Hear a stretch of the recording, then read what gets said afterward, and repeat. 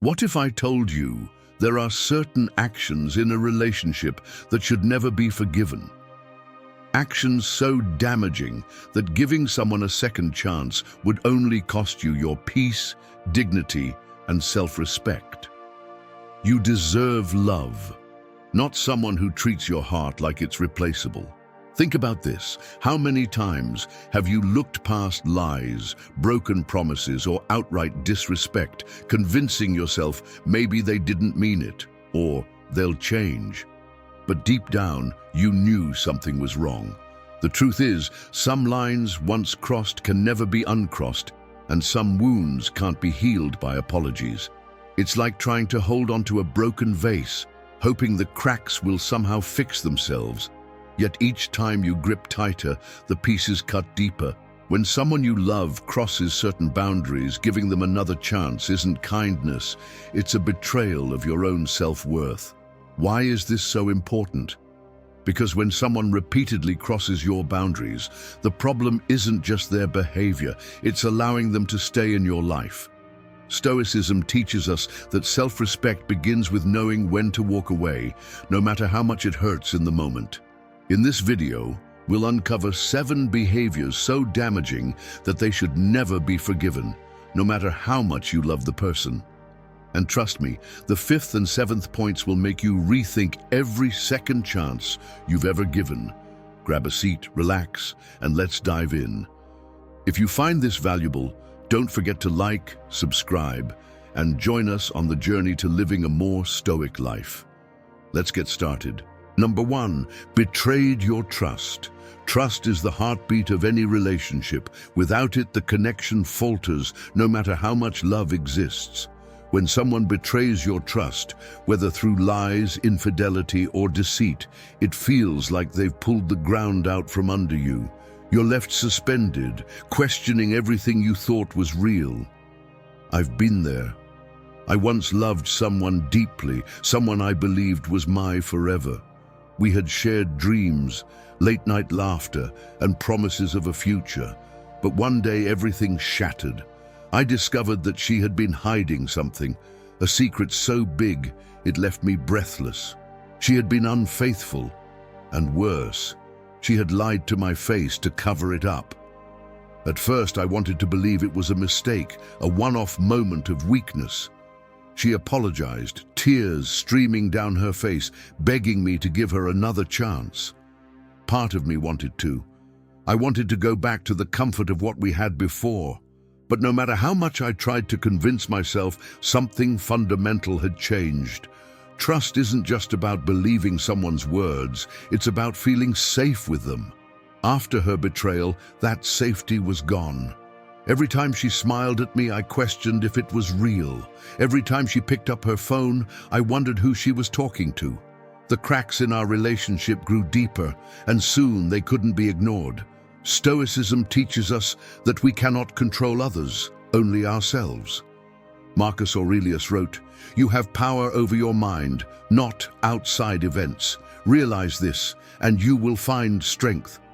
Her actions were beyond my control, but my response was mine to choose. I had to ask myself a hard question. Could I ever truly rebuild trust with someone who had broken it so deeply? The answer, I realized, was no. Staying would have meant living in a constant state of doubt, second-guessing every word, every action, and that wasn't a life I was willing to live. Walking away was painful. It felt like tearing apart a piece of my own heart, but it was also liberating. By letting go, I reclaimed my peace, my self-respect, and my ability to heal. Betrayal changes everything. It forces you to confront the reality that the person you loved may not value honesty or loyalty the way you do. And once trust is broken, it's incredibly difficult to piece it back together. It's like trying to rebuild a sandcastle after a wave has washed it away. The foundation is too weak to hold. If you're in a relationship where your trust has been betrayed, ask yourself, are you holding on out of love or out of fear? Fear of being alone, fear of starting over, fear of losing the future you imagined. Stoicism reminds us that fear is often an illusion, a chain that keeps us bound to things that no longer serve us. Letting go may hurt, but it also sets you free. As Epictetus wisely said, it's not what happens to you, but how you react to it that matters. When someone betrays you, their actions reflect who they are, not who you are. Your reaction, however, defines your worth. By choosing to walk away, you honor yourself and your boundaries. And as Jesus said, you will know them by their fruits. A person who values you will show it through their actions, not just their words. If their actions have betrayed your trust, it's time to accept that they've shown you who they truly are. So, if someone has betrayed your trust, don't feel obligated to give them another chance. Protect your heart, honor your worth, and remember, you deserve a love built on honesty, not lies. Letting go isn't weakness, it's strength in its purest form. Number 2, disrespected you repeatedly. Respect is like the air in a relationship. You don't always notice it when it's there, but you feel suffocated the moment it's gone. Repeated disrespect is like a dripping faucet. At first, the steady, soft drip feels like nothing, easy to ignore. But over time, the constant sound begins to echo in your mind, seeping into every corner of your peace. Eventually, it becomes unbearable, a reminder that something is fundamentally broken. I remember being in a relationship where disrespect became the unspoken norm. At first, it was subtle. Interruptions during conversations, eye rolls when I shared my opinions. I ignored it, thinking, that's just how she is. But over time, the small cuts turned into deep wounds. One night, we were out at a family gathering. I shared a personal story that meant a lot to me, something I thought would spark a meaningful conversation. Instead, she cut me off, laughed, and said, "Oh, you're always so dramatic. Don't take him too seriously." Everyone chuckled awkwardly, but I felt like I'd been punched in the gut. Later, when I brought it up, hoping for an apology, she dismissed it. "You're being too sensitive. I didn't mean anything by it." That's when it hit me. This wasn't about one moment or one comment. It was a pattern of making me feel small, of ignoring my feelings, and of crossing boundaries I had never agreed to. Stoicism teaches us to value our inner peace above all else. Marcus Aurelius wrote, "The soul becomes dyed with the color of its thoughts." Her repeated disrespect had begun to color how I saw myself. I started to question my worth, my voice, and my value. That's the silent danger of disrespect. It doesn't just harm the relationship, it erodes the person on the receiving end. I had to make a choice. Was I going to stay and let her behavior define me, or was I going to honor myself and walk away? Leaving wasn't easy. Love can make you hold on longer than you should, convincing yourself that things will change. But the truth is, repeated disrespect isn't an accident. It's a reflection of how someone values or doesn't value you. If you're dealing with repeated disrespect, ask yourself, am I holding on because I believe they'll change, or because I'm afraid to let go? Fear often keeps us in places that no longer serve us, but Stoicism reminds us that true strength lies in our ability to choose what we tolerate. Epictetus wisely said, "It is impossible for a man to learn what he thinks he already knows." If someone doesn't see their own disrespect, no amount of explaining will make them change, and it's not your responsibility to teach them. Your responsibility is to protect your peace and set boundaries that honor your self-worth. And as Jesus said, do not throw your pearls to pigs. Your love, your respect, your kindness, these are your pearls. Don't offer them to someone who repeatedly tramples on them, showing no appreciation for their value. Number 3, took advantage of your kindness. Kindness is like a well, deep, abundant, and life-giving. But when someone repeatedly draws from it without giving anything back, the well begins to run dry.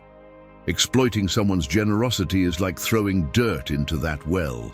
It doesn't just drain the water, it contaminates it, leaving nothing but emptiness and regret. for the one who gave selflessly. Now, imagine your kindness as an open door to your home. When you open that door for someone, it's an act of trust and generosity. But if that person repeatedly walks in, takes what they want, and leaves a mess behind, you start to realize they're not appreciating the gesture, they're exploiting it. It's not the open door that's the problem, it's who you've allowed to walk through it. The lesson here is simple. Kindness without boundaries invites people who take more than they give. I've been in that place before. There was a time when I thought kindness would always be met with gratitude, but I learned the hard way that not everyone sees it that way. I was in a relationship where my partner constantly leaned on me for support, financial, emotional, and even physical. At first, I was happy to help. After all, love is about being there for one another, right? But over time, I started to notice a pattern. Whenever she needed something, I was the first person she'd call. But when I needed support, she always had an excuse, a busy schedule, a last-minute errand, or sometimes just silence. The imbalance started to wear on me, but I convinced myself that her needs were more important than mine. I kept giving, hoping that one day she'd recognize my effort and reciprocate. The turning point came when I lent her money for something she said was urgent. Weeks passed, and she never mentioned paying it back. When I finally brought it up, she laughed and said, "Oh, I thought you were just helping me out. Why are you being so uptight about it?" That moment stung, not because of the money, but because it revealed something deeper. My kindness wasn't being appreciated, it was being taken for granted. Stoicism teaches us to act with virtue, but also to recognize when our actions are enabling harm. Marcus Aurelius said, "Waste no more time arguing about what a good man should be. Be one." Being kind doesn't mean allowing yourself to be exploited. True kindness comes with boundaries. It's about giving freely, but not at the cost of your own well-being. I realized that staying in this relationship wasn't an act of love. It was self-sacrifice in the worst way. By letting her take advantage of my kindness, I wasn't being noble. I was allowing myself to be used. Walking away wasn't easy, but it was necessary. I had to protect my own well, so it could remain a source of strength, not a reservoir of resentment. If you've experienced someone taking advantage of your kindness, ask yourself, am I giving because I want to, or because I feel obligated? There's a fine line between generosity and self-neglect, and crossing it only leads to bitterness. Epictetus wisely said, "Know first who you are, and then adorn yourself accordingly." If you know your worth, you'll see that kindness isn't about being a doormat, it's about sharing your light with those who appreciate it. And when someone exploits that light, it's a sign they don't deserve it. If you've watched the video this far, make sure to comment "Thank God" to let us know you're with us. Number 4, refused to take accountability. Imagine dropping a glass of water on the floor. The easy thing to do is look around, blame someone else for bumping into you, or say it wasn't your fault. But the strong thing to do, pick up the pieces, clean the mess, and make sure it doesn't happen again. Accountability is just like that. It's not about avoiding mistakes, it's about owning them, learning from them, and growing stronger in the process. When someone refuses to take accountability, they're not just avoiding blame, they're avoiding growth. I've experienced this firsthand in a past relationship. My partner had a habit of deflecting responsibility whenever something went wrong.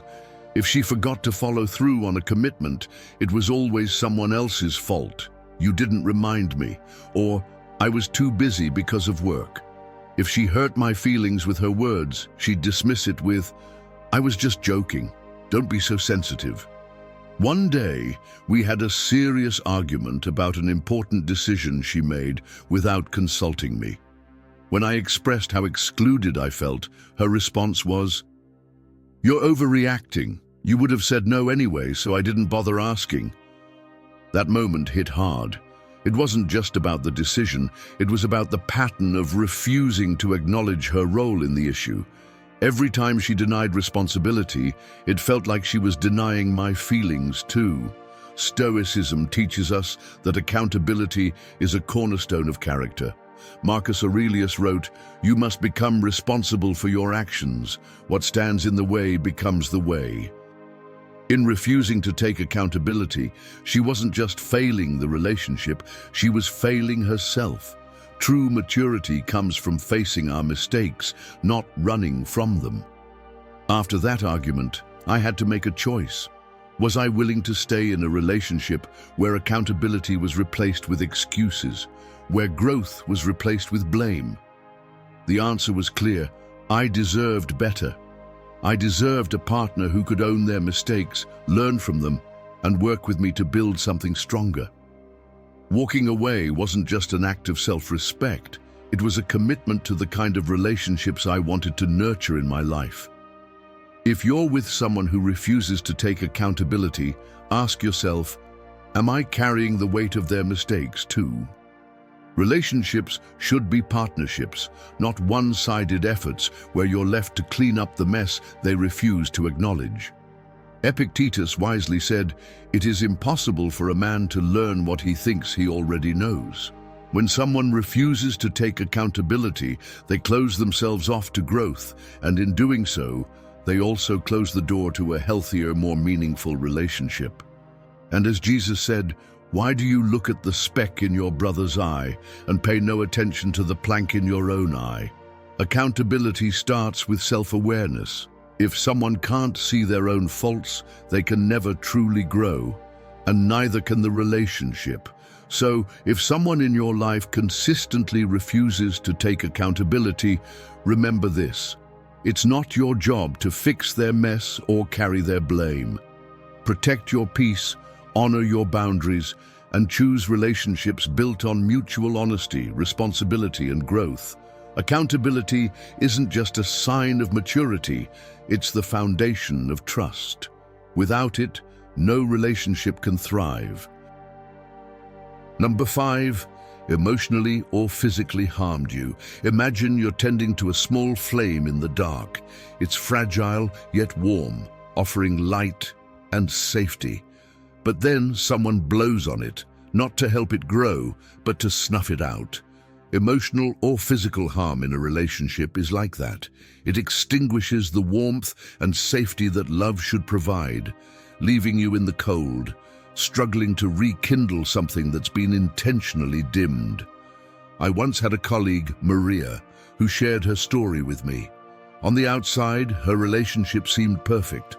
Her partner was well-liked, charming, and charismatic. But over time, small moments began to erode her sense of safety.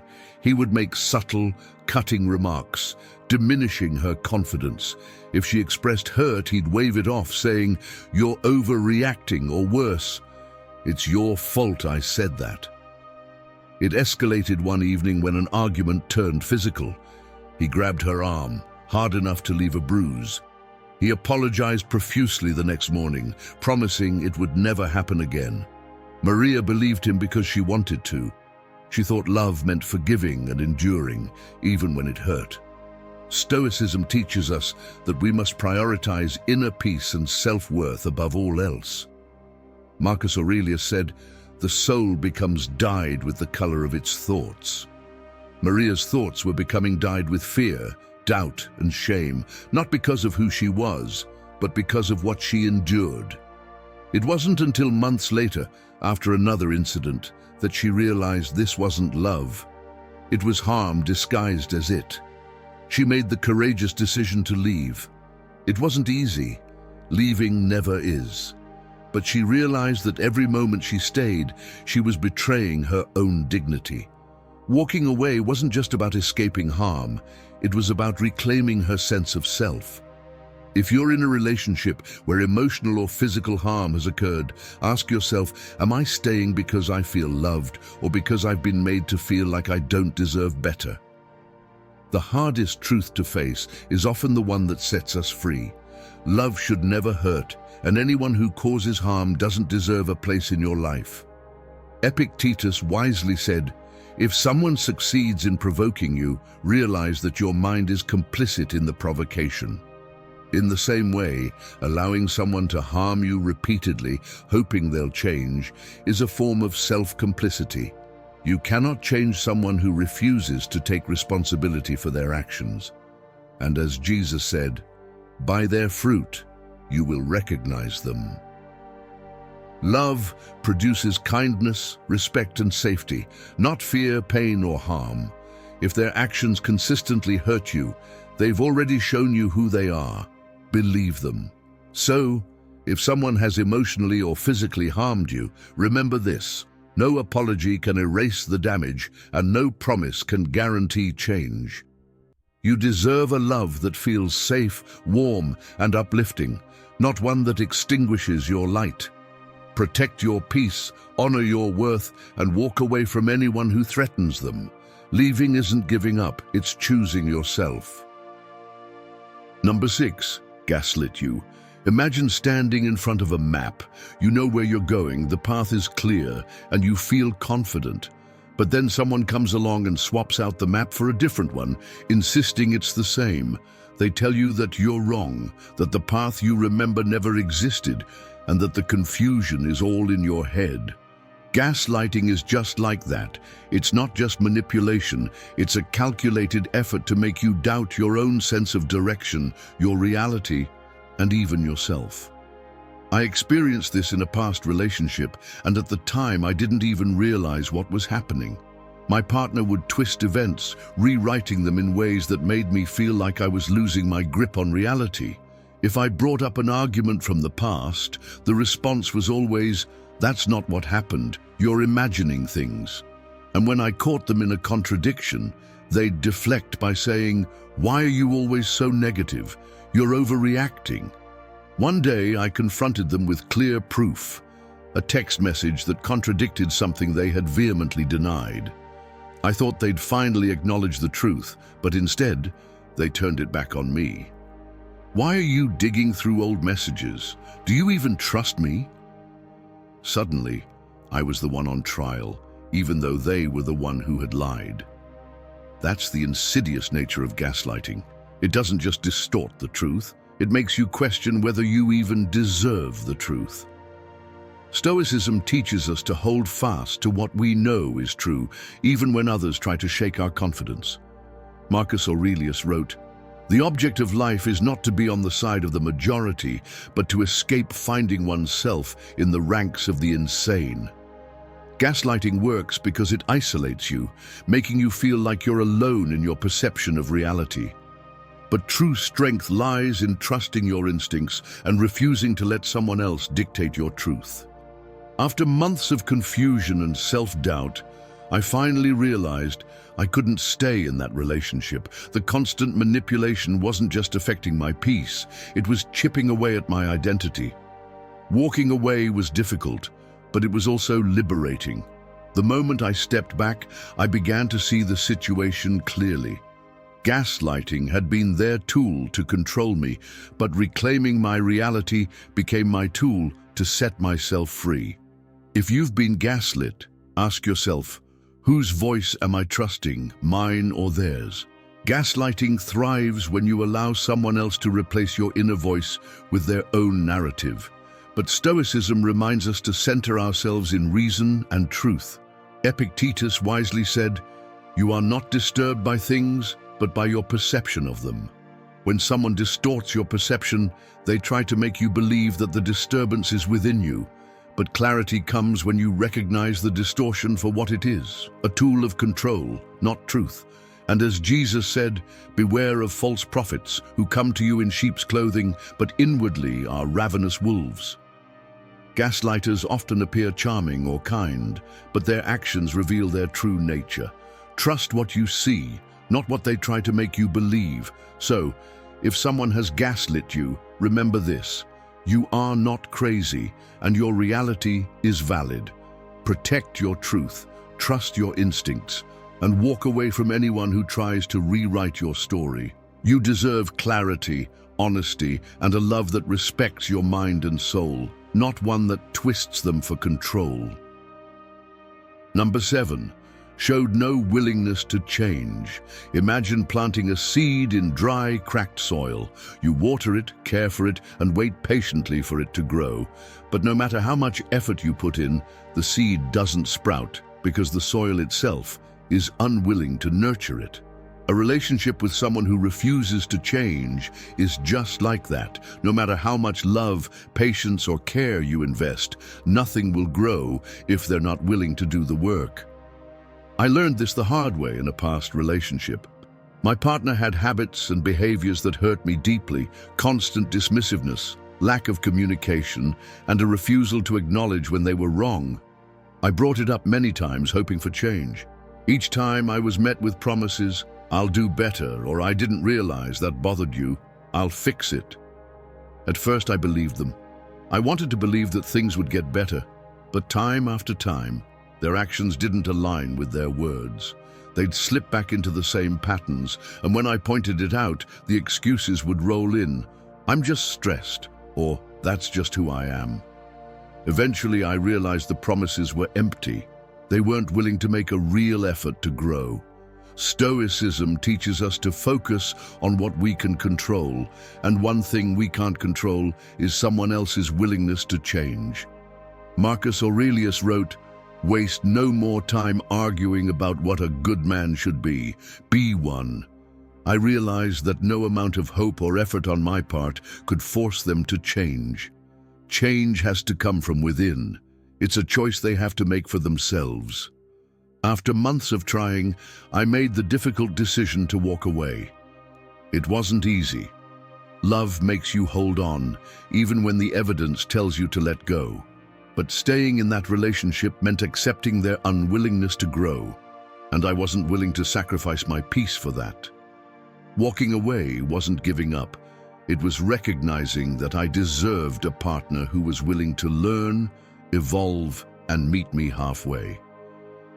If you're in a relationship with someone who shows no willingness to change, ask yourself, am I holding on because I see their potential or because I'm afraid of starting over? Loving someone's potential is a dangerous trap. It keeps you stuck in a cycle of waiting, hoping, and eventually suffering. Epictetus wisely said, "Men are disturbed not by things, but by the views they take of them." When someone refuses to change, it's easy to view it as a challenge, thinking, if I try harder, I can make a difference. But the truth is, their refusal to grow is not about you, it's about them. And as Jesus said, by their fruit you will recognize them. Actions speak louder than words. Someone who is truly willing to change doesn't just promise. They take steps to grow, to improve, and to make amends. If their actions don't match their words, it's time to believe what they're showing you. If you've made it this far, write in the comments, "Respect is non-negotiable." I'd love to hear your thoughts on which of these 7 points resonated with you the most. Don't forget to subscribe, turn on notifications, and leave a comment to help YouTube share this video with others who might need it. Your support inspires us to keep creating content like this, and don't miss the last 2 videos we've recommended. They're full of powerful insights on relationships and self-growth. Thank you for watching, and we'll see you in the next one.